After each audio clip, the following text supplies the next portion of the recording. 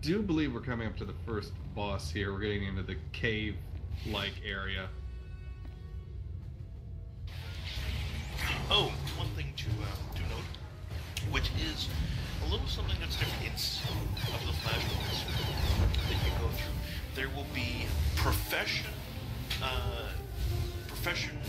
aspects to the instance. For an example, later on in Hammer Station, I believe it's Hammer Station anyway, if you have somebody who has a high enough skill in the slicing profession or in archaeology, such as bioanalysis, stuff like that, you can actually unlock shortcuts through these instances or unlock extra wings, which will provide you with an extra boss and some extra loot. And, there are several paths to go through in these instances. Yeah, I think I see one of them right now. We walk to the right of one. People can see the other path on my map right here. That's pretty interesting. Huh. Yeah, it's something that I really hadn't even considered. I can appreciate what they did in Black Talon, where if you kill the captain, you go to the right and you handle the boarding droid, etc. But if you don't kill the captain, he tells the crew to shoot down the boarding pods, and instead you have to deal with the shuttles, which, boarding shuttles, so you have to go left and go to the boarding shuttle, and it's great that they did that, but it's also fantastic that they've done that. Oh, you have a profession at a high enough skill, here, have some stuff. More incentive to keep those companions working. Alright, so here's our first boss, it looks like. This is a very large droid, the DN-314 Tunneler. Yes, and as I recall, his main ability is he has an interruptible cutting laser that he is going to start channeling on the main tank, that if it doesn't get interrupted within the first couple of seconds, it pretty much is just going to make a really big hole in his chest and kill him. Alrighty, I have my Jolt highlighted, which is my interrupt for spells, so we're going to see how well that works. Oh, there it goes. And it wasn't interrupted. It's a fairly long channel, so... Yeah, that I think you just saw it now.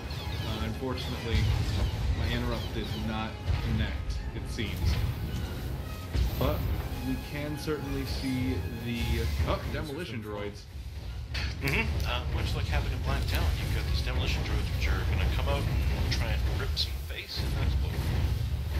It's wonderful. Unfortunately, my interrupt is not stopping that laser. That's not good news.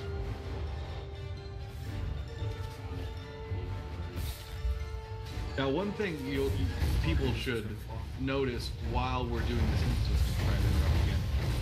Yes, I cast a lot of lightning, but at the same time, there are certain abilities that I use that have no lightning associated with them whatsoever. For example, this next one I'm casting called Crushing Darkness. It's simply a dark force ability that creates a solid dot on people. I have another one that I can insta-cast called Affliction. Very useful abilities. Very powerful dots that you can just throw on people. Unfortunately, the cooldown for Crushing Darkness is 30 seconds, so I can't just throw it at anyone I want. Affliction, however, I keep casting it all I want. Try and keep away from these demolition droids, although they're, for the most part, staying away from me. Oh, I got one there. I think I see one behind me. Yeah, there it goes. Yeah, I mean, this is the second special instance, so the bosses aren't going to be too terribly difficult. You'll find that they just take a little bit of time and don't do something stupid. And then they'll go down. Okay, so some heavy armor for our power tech dropped, as I'm going to go ahead and pull up our healer. Well, it should be stated that each of the four classes, and to a lesser extent the advanced classes beneath them, all have preferred stats, or their primary stats. So it is very, very, very easy to tell what piece of gear is for a specific class. If it drops heavy armor and it has willpower on it, well, if it's willpower cunning, then it's going to go to a certain class. If it's heavy armor, willpower endurance, it's probably going to be useless. Like a green of the monkey. Oh, anyway. Yeah, old joke. Damn is it, old. Nobu. Old joke is old. But if you have something like heavy armor with endurance and strength, that's going to a Sith warrior. If you come across light armor with endurance and willpower, that's going to go to a Sith Inquisitor. And so on and so forth, and to their respective classes, like heavy armor with cunning and endurance, that's going to go to a bounty hunter. You know, each class has their own specific stats that they want to stack.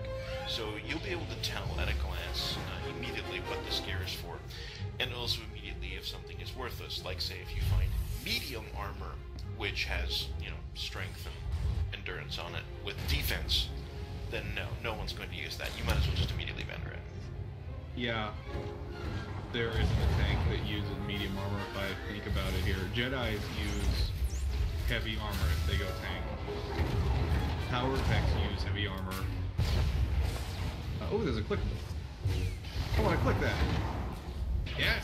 Burning oil. Yes, one thing that people will see is that there will often be barrels or pipes on the wall. They'll have a targeting reticule already on them, even without you mousing over them. And that's to let you know that they're destructible. If you're a Force user, you'll force smash them by right-clicking on them when you're within a moderate range. Force smash. Real use lightning. Sorry, I'm speaking from a Sith warrior perspective. You know, we don't need to manifest a visual effect in order to do our work. We're not gaudy like that. Oh, forgive me if I want shiny. And the ranged will often, of course, use their blasters, which makes things pretty easy. But they do a variety of different effects, and when you mouse over them, it usually becomes pretty obvious. There's like noxious gas, there's choking gas, blinding gas, volatile explosive materials, and they pretty much do kind of what they say on the tin. Explosive will do damage, noxious gas will make them double over stunned, you know, that sort of thing. There's also actually coolant tanks that you'll often find, and if you happen to hit one of those, people get frozen in place and stunned effectively. For a good chunk of time.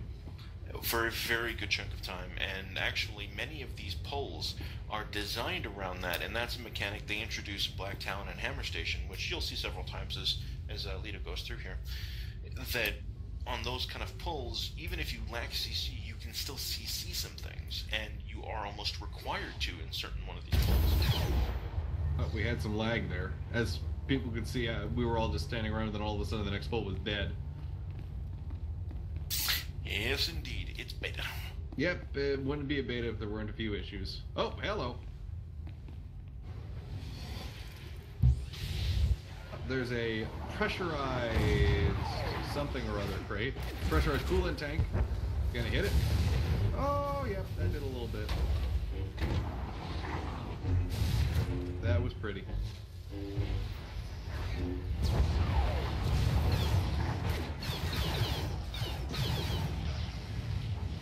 Chain lightning. So speaking on the whole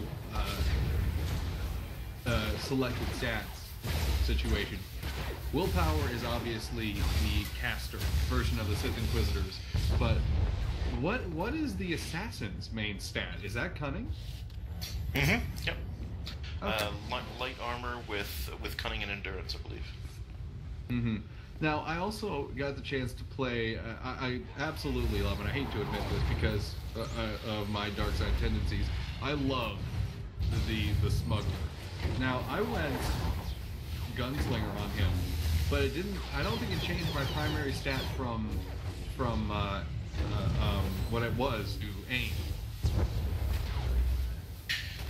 Yeah, aim is, the stat aim is used for, quote, proficiency in technological devices. So that's going to be for bounty hunters, smugglers, you know, things of that nature. Do you mean, it's not aim, but it's, I gotta look it up on my screen. Cunning. Well, yeah, cunning is for, obviously, you know, finesse-like things. So, when you went gunslinger, I'm pretty sure you went away from, like, the missiles and the blah blah blah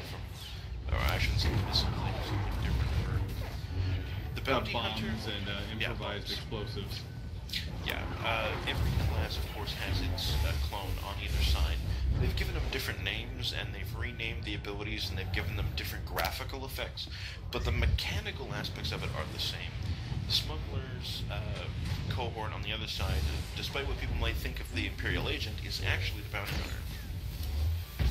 But the mechanics for the bounty hunt, the agent and the smuggler are the exact same. Mm-hmm. I could be wrong on this, since I haven't really played other classes besides the Sith Warrior, and I guess it was correspondingly technically the Jedi Guardian, but... Yes, Jedi Guardian is the tank warrior's counterpart.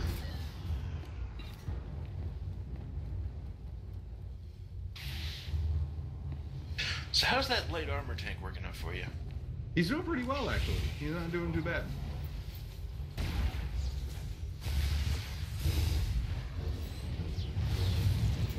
Unfortunately, he likes throwing down his point-blank AoE, or PB AoE, as the kids call it these days, which really screws up my AoE, because it's... I don't really have one besides Chain Lightning, and people need to be in close proximity for me to use it. Like, okay, well, we might get a good spread here. Learn Almost to two single targets. target DPS? I have been for the most part. Yeah, the big time AoE doesn't really kick in until probably around level 30, in which case you can start AoEing packs, but as you progress through the flashpoints and get the more difficult ones, there will often be like weak enemies in the packs that you'll immediately just either AE or single target down, and then you start to have to control and CC, and you know, as people would remember from other MMOs in the marketplace that are popular. I didn't. I'm just saying that other popular MMOs in the marketplace have typically taught people about CC and the ways to go about pulls. I would never name the name of such a game.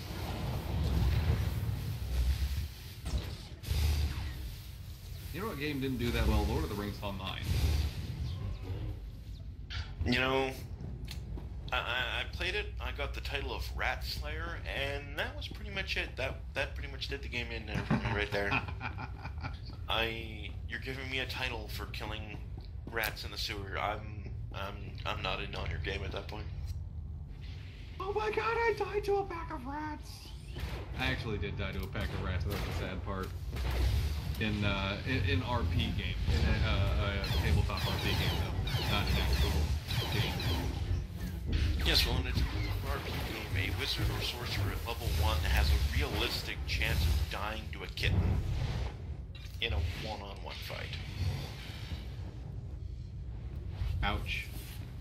Yeah, mathematically speaking, the kitten's going to have 1d4 hit points, and the sorcerer and the wizard is going to have 1d4 hit points, and, you know, technically, the wizard or sorcerer, depending upon his spell selection, you know, he's probably going to either have Magic Missile or Burning Hands.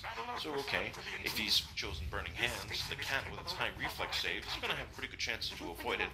And the kitten, it does, well, 1d4 minus 1 points of damage. So let's just say that the wizard or, you know, sorcerer has a low con. Chances are that kitten could one-shot you. Ouch. Oh dear, unfortunately we've completely spread our damage. I didn't realize we were going for Sawbone first. So now I have something shoot me. Ah, he pulled me! How dare Yes. he? Yes, you're fighting, actually, it's a decent boss fight. It's relatively short, I suppose, in the end, but a boss with 2 ads. Each ad has their own particular special abilities. One you want to keep at range because his melee attacks are quite devastating. Yes, our Sith assassin is taking Torgan right now. We're all dealing with Torch now. Sawbones is down. Yeah, the guy that will smash you in melee tends to... I won't call it something crypt, but he tends to lasso people and pull them in. And of course, encourage melee, but you don't want to melee him. Yeah, he tried to do it to me once. Oh, I just had it again. Run, run, run, run, run, run, run, run, run. But yeah, the strategy, as you can see, is quite simple. Single target DPS down the 2 adds, and then kill the boss.